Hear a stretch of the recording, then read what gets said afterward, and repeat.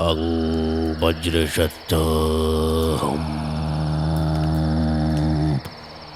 அங் வஜ்ரசத்தம்.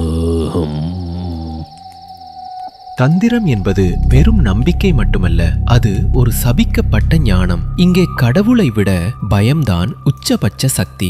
அந்த சக்தியின் ஆதாரம் இரத்தமும் யோகினி தத்துவமும் ஆகும். கபாலிகரின் மரண தந்திர வழி இது. காலேஜ் வகுப்புகள் முடிந்துவிட்டன. மாலை நேரத்தில் கல்லூரி தாழ்வாரத்தில் அர்ஜித், சாமியா, த்ரிஷா மூவரும் நடந்து செல்கிறார்கள். 3 பார்வைகள், 3 கதைகள். ஆனால் ஒரே ஒரு நட்பால் இணைந்தவர்கள். எந்த கணக்கிற்கும் உட்படாதது அது. அர்ஜித் கல்கத்தா பல்கலைக்கழக திரைப்படத்துறை மாணவன். ஆவணப்படம் உருவாக்குவது அவனுக்கு வெறும் பொழுதுபோக்கல்ல, ஒருவித வெறி. அவன் நம்புகிறான், உண்மையை தேடுவது மரணத்தையும் சந்திப்பது. சாமியா நாட்டுப்புற நம்பிக்கைகள், பண்டைய இலக்கியங்களில் மூழ்கியவன். அவன் வாழ்க்கை நாட்டுப்புற கதைகள், தந்திரம், பழைய சுவடிகளை ஆராய்வதிலேயே கழிகிறது. வரலாற்றின் நிழலில் பயங்கரமான உண்மைகள் உறங்குவதாக நம்புகிறான். த்ரிஷா சமூகவியல் மாணவி. பெண்களின் உரிமைகள், சீர்திருத்தங்களிலும் ஈடுபடுகிறாள். அவள் பகுத்தறிவுவாதி, தைரியசாலி. ஆனால் தன் உடலே ஒரு தந்திர சக்கரத்தின் மையப்புள்ளியாகும் என்பதை அவள் அறியவில்லை. சரிதானே? கபாலிகரை பத்தி ஆவணப்படம் எடுக்கிறோம். வஜ்ரயான பௌத்தத்திலிருந்து தந்திரம் கத்துக்கிட்டு நரபலி செய்ய ஆரம்பிச்சார். இப்போ கூட சிக்கிம்ல சில இடங்கள்ல அவர் பேரை கேட்டா மக்கள் பயப்படுவாங்க. அவர் எப்போவோ செத்து போயிட்டார். என்னடா சாமியா நீ பேசிட்டு இருக்க? போதும் இதெல்லாம். மக்கள் மனதில் ஆழமாக பதிந்த மூட நம்பிக்கை. ஆமா, அது சரிதான். ஆனா முற்றிலும் புறக்கணிக்க முடியாது. ஏதோ ஒண்ணு கண்டிப்பா இருந்திருக்கு.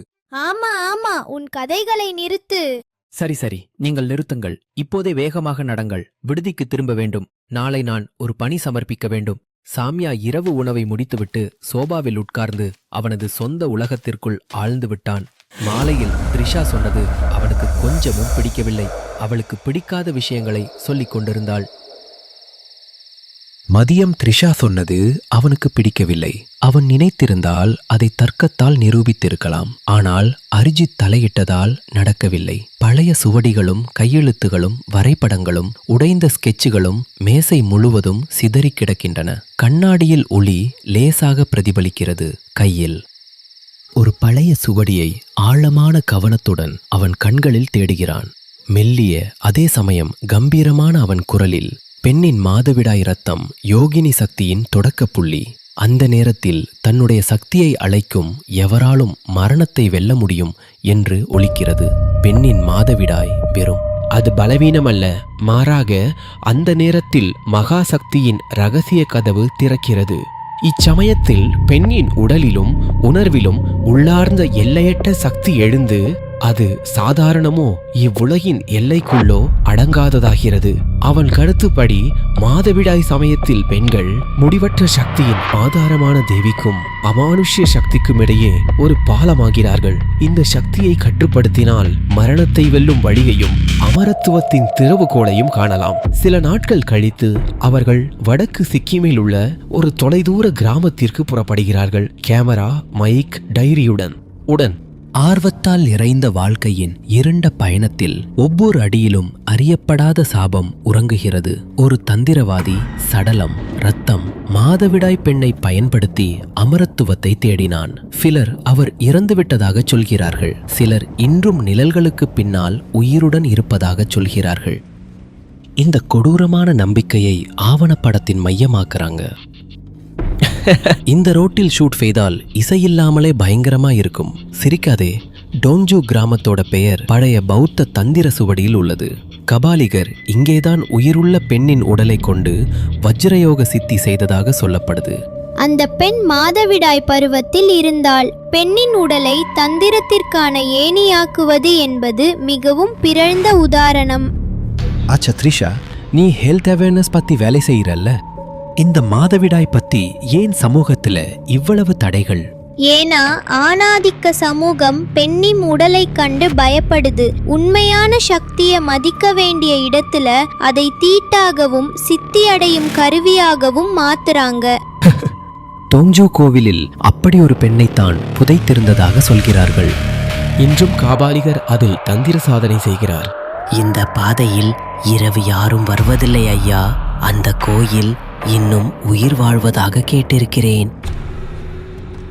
திடீரென பனிமூட்டம் சூழ்ந்த ஒரு வளைவின் ஓரத்தில் விசித்திரமான அமைதியை கிழித்து கொண்டு ஒரு நிழல் உருவம் நிற்பதை அவர்கள் பார்த்தார்கள். கூன் விழுந்த முதுகோடும் முகம் மறைக்கப்பட்டும் புடவை அணிந்த ஒரு வயதான பெண் அங்கே நின்றாள்.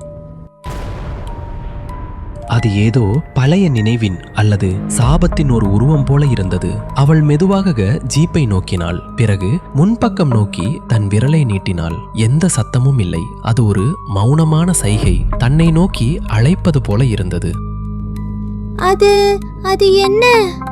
நீங்க பாத்தீங்களா அந்த பெண்? பார்க்காதே, டாங்ஜுவில் யாரும் யாரையும் பார்க்க மாட்டார்கள்.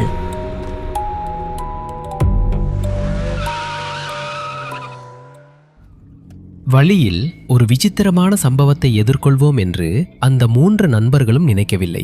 காருக்குள் கண்ணுக்கு தெரியாத ஏதோ ஒன்று அமர்ந்திருப்பது போல இருந்தது. டிரைவரின் முகம் வெளிரி போயிற்று. இப்போது அவரே காரின் வேகத்தை குறைத்து விட்டார். காருக்குள் ஒரு கனத்த அமைதி நிலவியது. அரிஜித்தோ ஷியாமோ எதுவுமே பேசவில்லை. யாரும் பேசவில்லை. த்ரிஷாவின் கண்கள் திறந்திருந்தாலும் அவள் மனம் அந்த பனிமூட்ட வளைவில் பார்த்த மர்ம பெண்ணின் தோற்றத்திலேயே சிக்கியிருந்தது. அவளுடைய விரல் அசைவு ஒரு இருண்ட எதிர்காலத்தின் செய்தியை சொல்வது போல இருந்தது.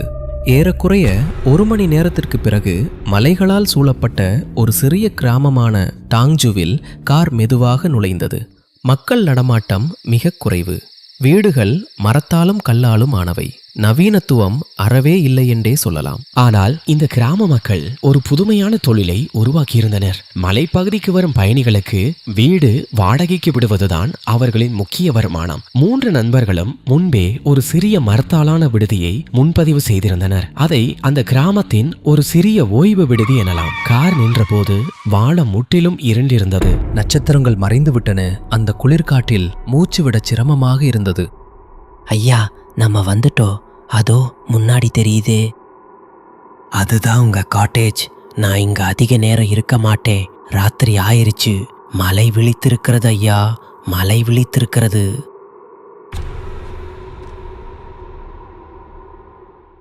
இப்படி சொல்லிவிட்டு டிரைவர் புகை கக்கிக் கொண்டே மலைக்கு கீழே சென்றார். அவரது குரலில் பயமில்லை, வார்த்தைகளில் வெளிப்படுத்த முடியாத அனுபவம் இருந்தது. எவ்வளவு சீக்கிரம் திரும்புகிறோமோ அவ்வளவு நல்லது என அவருக்கு தெரிந்திருந்தது. அண்ணா, அந்த ஓட்டுநர் ஒரு பேய்க்கதை சொல்வது போலவே பேசுகிறார். மலை விழித்திருக்கிறதுனா என்ன? ரிசோர்ட் முன் 3 நண்பர்கள் நின்றிருந்தனர். மரத்தாலும் கல்லாலுமான சிறிய 2 மாடி வீடு. அருகில் பெட்ரோமாக்ஸ் விளக்கு எரிந்தது.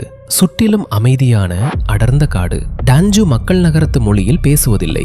கண்களால் கண்டு காதால் கேட்டு யார் ஏன் வந்தார்கள் என்பதை புரிந்து கொள்வர். கதவு திறந்து வெளியே வந்ததும் அவர்களின் அந்த விடுதியின் உரிமையாளர் ஒரு வெட்கப்படும் முதியவர். அநேகமாக காரின் சத்தம் கேட்டவுடன் அவரே வெளியே வந்திருக்கலாம்.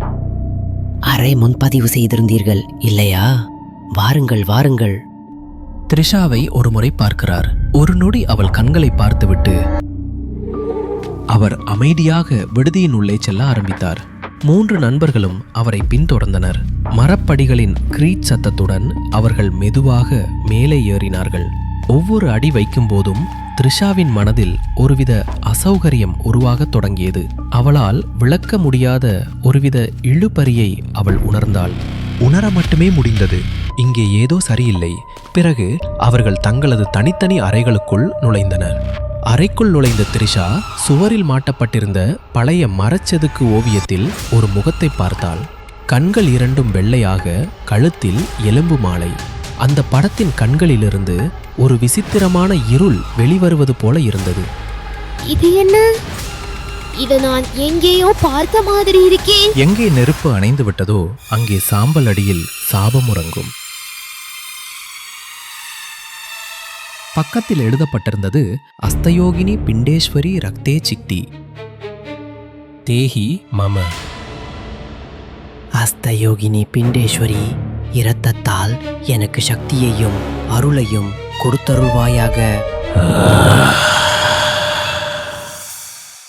தோஞ்சூரின் மர்ம இரவு மர்மமாகவும் அமைதியாகவும் இருந்தது. காலை அதற்கு நேர்மாறாக உள்ளது. வெண்பனியால் மூடப்பட்ட மலைகள், பறவைகளின் கீச்சொலி, தொலைவில் காலை உணவின் புகை. இந்த இயற்கை அழகுக்கு மத்தியிலும் நேற்றிரவு அந்த முதியவரின் பார்வையும் மரப்படிகளில் கேட்ட மர்மமான சப்தமும் நினைவுக்கு வருகிறது. நேற்றிரவு அவருடைய கண்கள் சாதாரணமாக இல்லை, மிகவும் குளிர்ந்து விசித்திரமாக இருந்தது. என்ன, இதையெல்லாம் நீ சீரியஸாக எடுத்துக்கொள்கிறாயா? சரி, வா சுற்றிலும் பார்ப்போம்.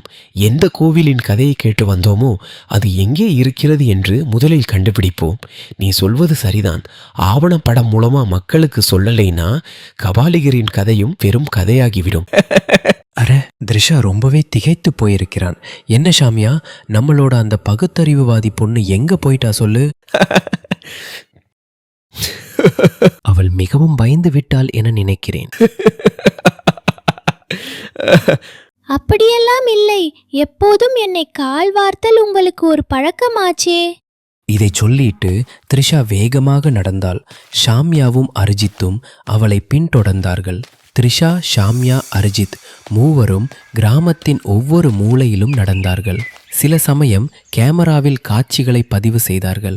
சில சமயம் ஒரு பாறையின் மீது அமர்ந்தார்கள். பறவைகள் பறப்பதை பார்த்தார்கள். மரநிழலில் மறைந்திருந்த அந்த அமைதியான நிழலின் கீழ் ஒரு பயங்கரமான எழுச்சி காத்திருந்தது. ஒரு பயங்கரமான விழிப்பின் முன் அறிவிப்பு. மதியம் மூவரும் களைத்து போய் அந்த மரக்குடிலுக்கு திரும்பினார்கள். சரி, சாப்பிட்டு விட்டு தூங்கலாம், இல்லாவிட்டால் மாலையில் நாம் தடுமாறக்கூடும். மலைக்கு பின்னால் ஒரு பழைய கோவில் இருப்பதாக கேள்விப்பட்டேன்.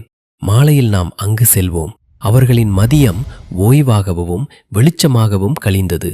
ஆனால் நிழல்கள் நீளத் தொடங்கிய போது ஒரு இருண்ட கோவில் காத்திருந்தது. அங்கு யாரோ ஒருவர் நீண்ட நாட்களாய் விழித்தெழ விரும்பினார். மதியத்தின் மென் ஒளி இப்போ லேசான ஆரஞ்சு நிறத்தில். தூங்கி எழுந்து டீயும் சிற்றுண்டியும் சாப்பிட்ட பின் மாலை பயணம் தொடங்க தயாரானார்கள். இலக்கு அந்த பழைய கோவில். அதைச் சுற்றி பல புராணங்களும் ஆழமான ரகசியமும் உள்ளன. ரகசியமும் இருந்தது. அவர்கள் கிளம்ப குடிலின் உரிமையாளர், அந்த பழைய கோவிலுக்கு போகாதீர்கள். நீ போகாதே அம்மா, உன் முகத்தில் ஒரு தைரியமான உறுதியான பிரகாசம் இருக்கிறது. பயம், எனக்கு பயமாக இருக்கிறது. உங்களுக்கு என்னை தெரியுமா? எனக்கு அவர்களை தெரியாதுமா, ஆனால் அவர்களுக்கு நன்றாக தெரியும். உன்னைப் போலவே ஒருத்தி நீண்ட காலத்திற்கு முன்பு இந்த வழியில சென்றதை நான் பார்த்தேன். ஆனால் அவள் திரும்பி வரவில்லை. அவளுடைய உடல் முழுவதும் தீப்பற்றி எரிந்தது. ஆனாலும் மனம் இருக்கவில்லை. பெரியவரே, நீங்கள் என்ன சொல்ல வருகிறீர்கள்? நாங்க வெறும் ஆவணப்படத்திற்காக வந்திருக்கிறோம். தம்பி, ஆவணப்படம் இல்லை. அவர்கள் யாரை அழைக்கிறார்களோ அவர்களே தங்கள் கதையை தாங்களே எழுதிக் கொள்கிறார்கள். நீங்கள் போக விரும்பினால் போகலாம், ஆனால் மாலை பொழுது நெருங்குவதற்குள் திரும்பி வந்துவிடுங்கள். குளிர்ந்த காற்று அவர்களின் பாதங்களை தொட்டுச் சென்றது. த்ரிஷாவின் மனதிலும் ஏதோ அறியாத ஒலிகள் ரீங்காரமிட்டன. ஒருவித அச்சம், ஒருவித ஏற்பு. அது அவளை அந்த மர்மமான கோவிலின் கற்ப கிரகத்திற்குள் இழுத்துச் சென்றது. மாலை வெளிச்சம் இன்னும் மறையவில்லை. 3 நண்பர்களும் பழைய இடிபாடுகளுக்கு வந்தனர். மலையில் ஒரு பழமையான கோவில். சுற்றிலும் புற்கள், உடைந்த சுவர்கள், கிழிந்த பனை ஓலைகள். மேலும் விரிசல் விட்ட சுவரில் இரத்த சக்கரத்தின் அடையாளம். எல்லாம் காலத்தின் வயிற்றில் தொலைந்து போன ஒரு பயங்கரமான வரலாற்றின் சான்றுகள். அவர்கள் மூவரும் புகைப்படம் எடுத்தனர்.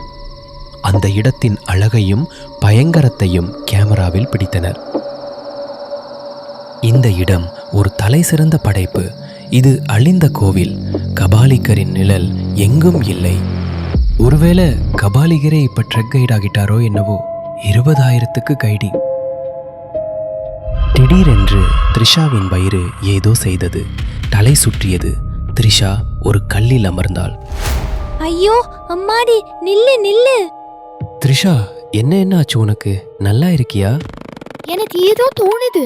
ஒருவேளை இன்னைக்கே ஆரம்பிச்சிருச்சோ. ஆனா இப்போ வந்திருக்க கூடாதே.